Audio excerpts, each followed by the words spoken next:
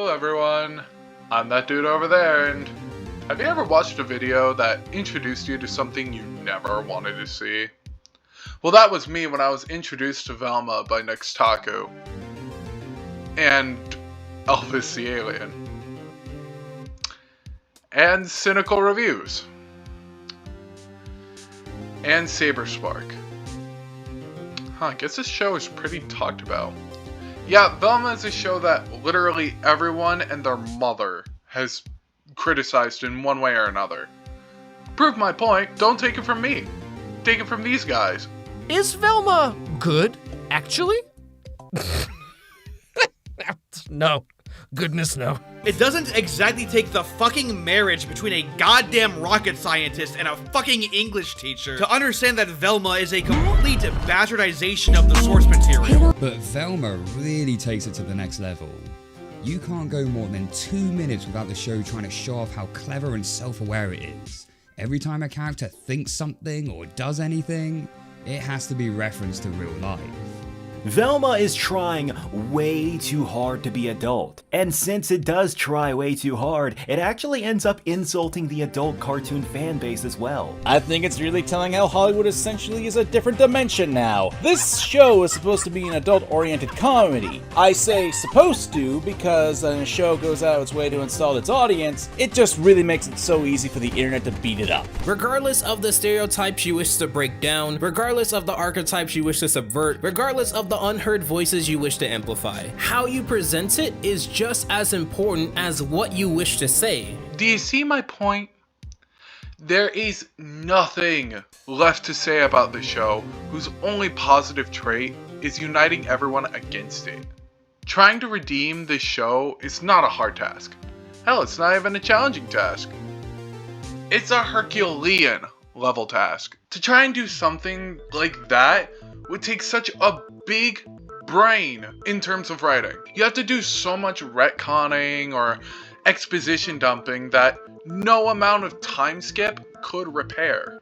So of course, we're not going to do it. We are going to rebuild Velma, alright? Better, stronger, more interesting than what Mindy Kaling was trying to do with this. But why do I want to do this? Is it to prove why it was a good concept? Is it to prove that Mindy Kaling had some great ideas that got lost in translation? No. I'm doing this out of spite. It's clear that everyone has talked about it, right? And it's clear that nobody, and I mean nobody, likes this show.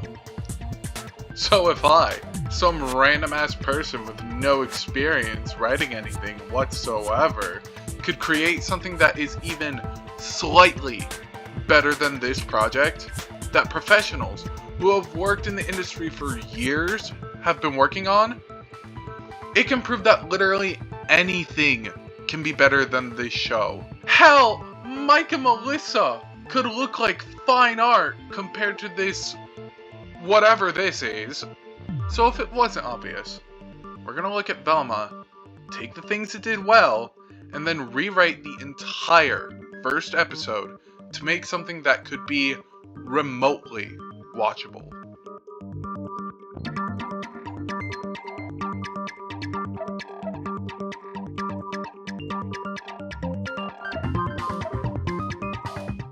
Believe me, I'd love to skip over the events of Velma, but to understand why I'm making changes later on, we need to explain what went wrong so we can autocorrect later. Alright? So Velma is a mystery comedy show, following the title character as she solves the mystery behind her missing mother. While on her quest, she falls in and out of love with one of the other leads, while solving another mystery of a murderer who is gouging out the brains of teenage girls. Unlike Mike and Melissa, Velma has the benefit of a whole season to pick up steam, rather than one episode. But Velma decides that mysteries are more fun when you're spending as little time on them as possible. Yeah, the show would rather call out social issues than focus on its main story. Sure. Normally, origin stories are about tall, handsome guys struggling with the burden of being handed even more power. And how do you feel about race-blind casting, Daphne? God's not real if you two morons are running this investigation. Why would Fred kill Brenda just because she photographed him in the bathroom? Why wouldn't he? If I were a rich white dude, I'd kill everybody just to get away with it. We get episodes that derail from the mysteries, and in its replacement, we get an annoying, manipulative jackass of a protagonist who gets celebrated for being a despicable piece of garbage. Fred is ironically the best character, but only because of the sincerity he delivers when being an idiot. Shaggy, Norville, is a wimpy character who doesn't stand up for himself. And sure, you can make a point that this is similar to the original counterpart, but Shaggy is more entertaining to watch and more confident in his decisions. Who the hell cares if the kitchen is haunted? I'm hungry now, and I want my dinner! Daphne is fine, I guess. Her problems just come from being a generic queen bee, rather than being the girl of the group. Which, is not bad, this whole show just reeks of politics. And while that's not a problem for media on its own, this show just kinda calls it out and doesn't really do anything with it. I don't want to bring it up because it's completely separate than what we're talking about, but do you remember when Fire Emblem 3 Houses came out? That game showed that fans are more interested in the politics of the world rather than our own. It was fascinating how much time, effort, and thought went into constructing Fodlan and its history.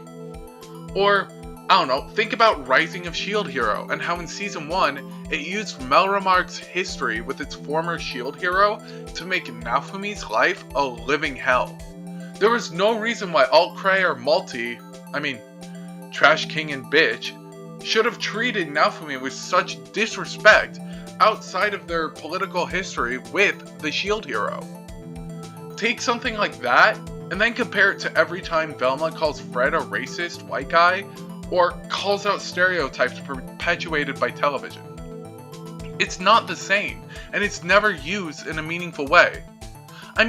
A quick fix is by using the problems she points out as roadblocks. Like, if she wanted to prove that cops are racist or men are misogynist, why not make that a reason why she can't get evidence for a case?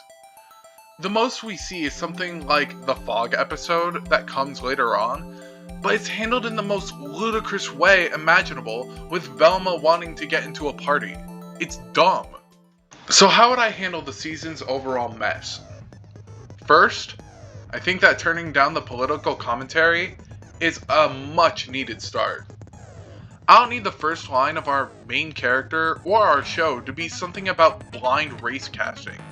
What I want is a line that will set the tone for the series. Next, I would like to focus on the actual mystery of the show. Velma has to juggle two mysteries at the same time, and they both end up falling on their face. Velma finding her mother would have made for a great ongoing narrative for the series, but instead, it's wrapped up before we can get any real drama about it. The killer of the show has no build-up until the end of the season, where they remember that they have to drop clues on who the killer should be. What I would do is first extend the mother mystery.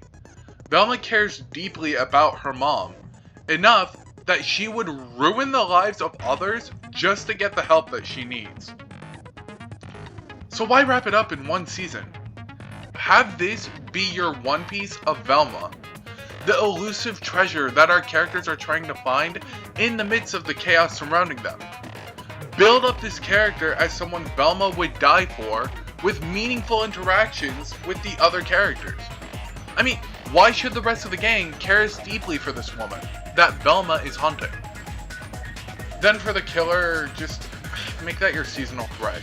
The killer is the person the gang are hunting while picking up a series of clues that reveal what happened to Miss Dinkley. There is always going to be an issue when it comes to shows getting removed before its conclusions. And that would be an issue for our series if we were to take this route. But I have a good feeling that if it were, it wouldn't matter so long as our stories good. You know, good stories attract fans, and fans have a lot of power. Take Samurai Jack, for example. That show never got a proper conclusion to Jack returning home from the future until 2017. Of course, it may not have been perfect, but it got the chance to properly end thanks to those fans who supported it and wanted more. But, okay, whatever. That was a lot. I didn't even talk about how I'd set up some of the mysteries, but to avoid this becoming an hour-long project, let's come back to it and start the real hard part.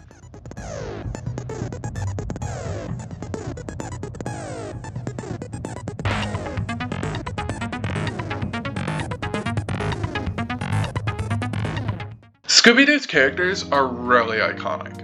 So much so that popular YouTuber Jello Apocalypse had done a whole video talking about the perfect versions of these supposed characters. You would think that, since I mentioned that, we just used those characters he laid out in the video. I don't think so. The way he broke down the characters was great and all, don't get me wrong, but we're working with a prequel series. My thoughts were, if we're starting with the origin, we can make these characters however we want, so long as they become characters we know and love by the end. I mean, this is also a dangerous mindset if it's not handled properly. I mean, it's probably because of this mindset that we got characters like Mindy, like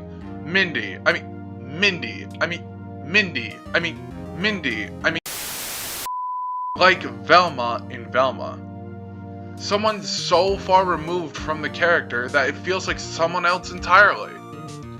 So that's why when I was coming up with our remade characters, I looked back at Jello Apocalypse's video as a guide for the limits of our creativity. We can't just create another Mindy Velma Dinkley. So let's get the most controversial character out of the way first. Alright? We're talking about the dog. Scooby does not exist in Velma. For better, most would say. The reason why it was removed was because the creator had no way to add him into a new adult series, and was also not allowed to use the iconic dog thanks to Warner Animation. Smart move on their part. But the show still acknowledges Scooby in a terrible acronym that it's so dumb. So my thought was either you have Scooby exist or you don't. You can't have it both ways. So let me show you how to properly add Scooby into Velma without disrespecting the original, alright? Scooby is a dog owned by Norville Shaggy Rogers. He is playful and loyal, but is quite timid around new things. That's it. He doesn't have to talk, he doesn't even have to look like the iconic Scooby-Doo. He just needs to be the dog that supports our mystery gang. And if that's not good enough, then you keep the damn dog out of the goddamn show. Speaking of Norville, I want my Shaggy back. Norville is a fine name.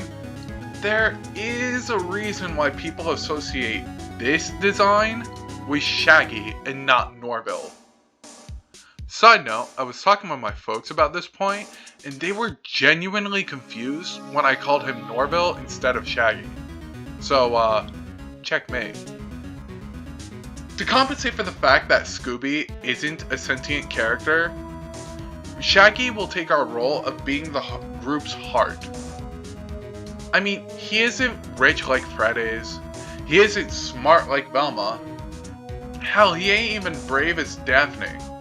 But what he lacks there, he makes up with by being the emotional support. He'll bring his optimism into the group that can't be found with logic or reasoning. And when he's not playing support, he's your jack of all trades, the lucky rabbit who can solve every niche puzzle that the others couldn't.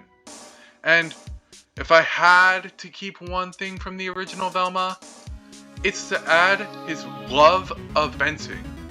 Like, I don't know why, but like the minute I saw it, it was weird and different, but in a good way. It's like something you don't consider that kinda looks cool, alright? Next is Daphne. When it comes to Scooby-Doo, Daphne has always felt the most weird. There was a time when she was a damsel in distress, and then there were times where she wasn't. Then there was the time she was crazy in the Family Guy-like reboot, and then she went through a character arc in Mystery Inc.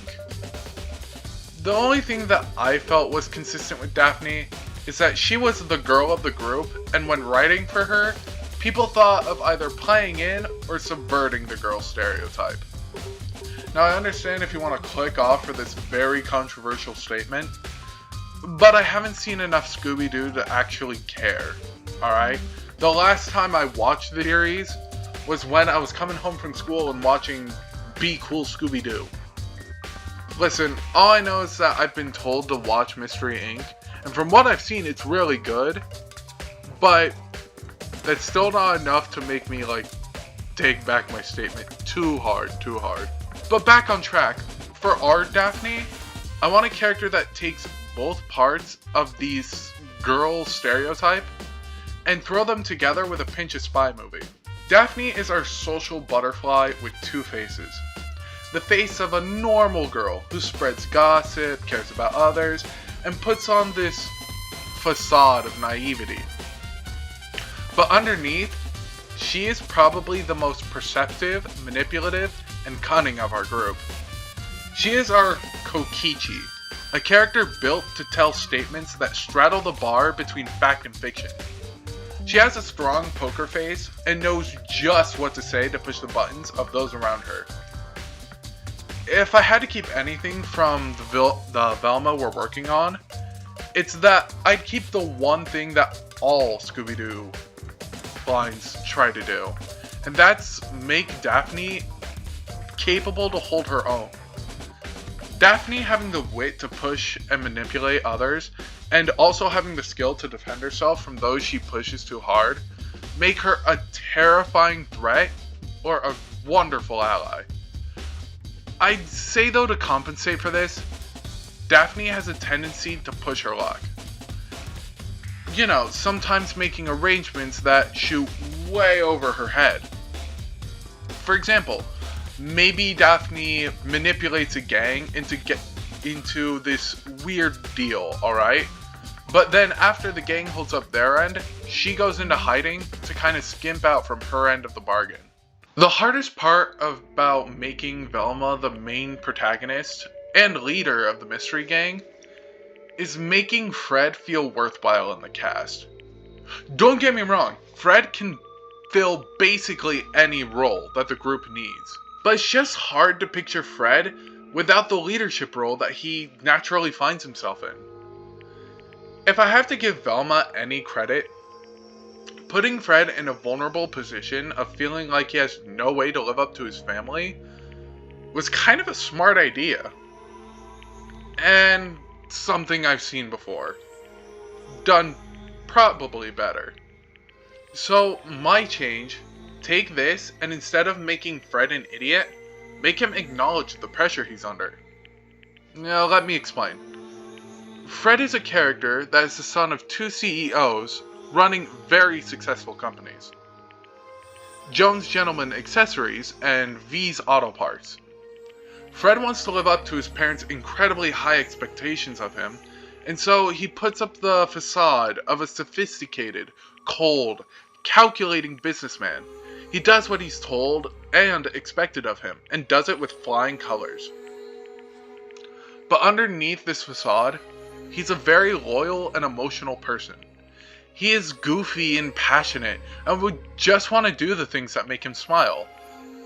I kind of compare the transformation to someone like Edgeworth from Ace Attorney, who is cold and calculating on the outside, but kind and reasonable on the inside. Fred would be Velma's Lancer, someone who could put Velma's plans into action while also being someone to bounce theories off of. He would be Velma's equal, who could match her drive and connect to her with his own insecurities. But finally, we have the title character herself, Velma. This character's absolutely ruined with this show. She's gross, she's unlikable, she's manipulative, but above all else... This is unbelievable. I put you above everything in my life. But I draw the line at my family. If our situations were reversed, you would have left me for dead after my first hallucination. But I was worried my mom wouldn't recover her memory. She only has an hour before... Hey, I don't care! You're a bad friend, and you look terrible in orange. So, remember in Total Drama where Heather read Gwen's diary on national television, and we all collectively agreed that made her an unlikable witch? Why did the creators think it was a good idea for Velma to do it and also make fun of Daphne for her insecurities in front of the whole school? That's not something a protagonist should do! If they're not going to receive consequences for it, that is. Listen, I'm not saying protagonists should be naive go-getters who preach about the word of God, but they shouldn't be allowed to attack their friends so ruthlessly without suffering story-level consequences. I mean, going back to Fire Emblem, look at Edelgard from Three Houses. I despise the character. I think she's an unlikable person. But that being said, I have to acknowledge that the story does a magnificent job in trying to justify her actions. She doesn't relish the choices she makes, but makes them because she believes she has to save all of Fodlan. Listen, the closest character that I could think that matches the kind of character that Velma is, and spoilers for Rising of S.H.I.E.L.D. Hero, I'll probably put a timestamp right here, is Malty. You know, bitch from Rising of S.H.I.E.L.D. Hero. They both latch onto others that have a crush on them. They then manipulate the simp into helping them commit despicable deeds for the sake of their own goals. I mean, the biggest difference is that bitch gets punished for her deeds in the most satisfying way imaginable that felt greater than anything I have ever seen. Greater than... What do you know about the Earth? Apparently more than you clod! But how does Velma differ? Oh, well, it's simple. Velma gets rewarded and paraded around as a hero for her shitty deductions and treatment for those she calls friends. Honestly, I would not take anything from the original when building the personality of our new Velma. She's just such an unlikable hag that comparing her to any other version of Velma is just an insult to the character. So then how do we create our protagonist? Well, let's start with what we know about all the other Velmas. They are smart and adorable in kind of a nerdy, dorky kind of way. In later incarnations of Velma, she became more snarky and sassy, which would range from comedic at points to annoying at others. Beyond this, she is the one who puts the final mystery together for our gang. And then it hit me. For this version, Velma is our brains of the group. She gets drawn into mysteries like butter on bread. She loves solving mysteries and is prideful about her accomplishments. When she was young, she would boast about all the different mysteries she'd be solving on her free time. But then the accident with her mom happens. She gets into a fight and curses out her mom for wanting to stop her passion for detective work. It gets really heated. And the next day, Velma learns that her mother dies in an unfortunate accident at work. Velma begins blaming herself for this, at first believing that her words caused her mom to die, but later, after learning the cause of death, blaming herself for causing her mother's death in such an avoidable scenario.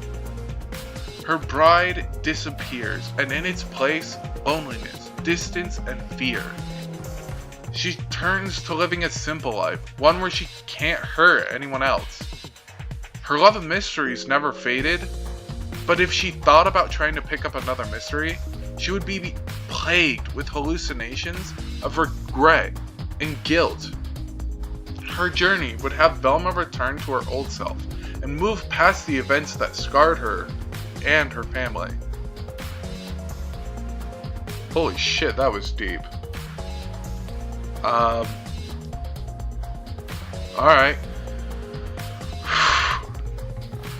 With all this said, I think it's time I try and break down our first episode. Similar to Mike and Melissa. So, let's watch our first episode.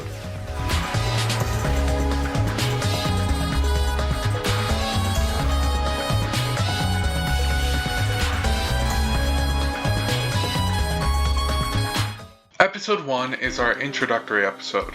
Velma finds herself as the prime suspect in a case of a dead girl found in her school. Her brain had been completely removed, and she appeared in a class Velma had been attending. One of the main reasons why Velma is a suspect is that she was found inspecting the body at the time someone called it in. Velma tries to defend herself, but lacks the proof to validify her innocence. The cops offer Velma 24 hours to find the proof that proves that she's innocent, otherwise she will be sent to prison. Velma's instinct is to go on the offensive, find proof that someone else is the killer. She tries to investigate the school, but comes across several roadblocks. One of the cops won't let her investigate the scene of the crime due to her being a prime suspect. She then tries to interrogate the other students for answers, but none of them are willing to cooperate because of Daphne. Daphne was the one who called the police report in and began spreading rumors that Velma murdered the victim. After her investigation and an encounter with Daphne, Velma is stumped. There aren't any solid leads as to who killed her, and time is running out. Giving herself a break, Velma turns to the school counselor to vent out her frustrations. The counselor offers advice to Velma, telling her not to give up hope, and that if proof out there of her innocence exists, then she needs to find it. Still defeated, Velma prepares to return to the police station, until she comes across a man with really shaggy hair. He's playing with his dog outside and taking pictures of it doing tricks. Velma attempts to question the man, and to her surprise, the guy kindly answers Velma's questions. After her questioning, Velma asks why he's being so nice to her. This man must have heard the rumors about her, right? The man responds that it's simple. He believes in innocent until proven guilty. Also second chances. He relates how he wouldn't have met with one of his great friends if he didn't otherwise, showing a picture of the murdered girl. Velma looks at the photo and then realizes something. The date and time of the photo taken was last night at 7:34 p.m. With this photo, Velma storms off to the security office at school with an idea, and as she leaves, she thanks the shaggy-haired man. Viewing the security cameras of the school, not without getting the school security staff's permission and supervision, Velma finds a missing passage of time on over half of the security cameras. Velma is about to tell the staff, but as she turns around, she comes face to face with her mother. Velma is speechless, but her mother simply looks at her with disappointment. She asks why Velma murdered her.